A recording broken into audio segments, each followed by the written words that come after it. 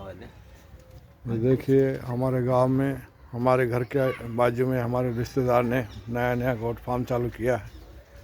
सिरोही गुजरी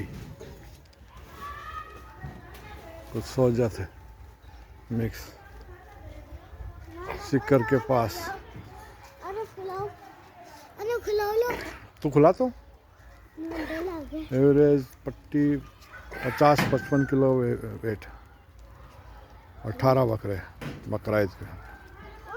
कोई 2 दांत है, कोई 4 दांत है। ये देखिए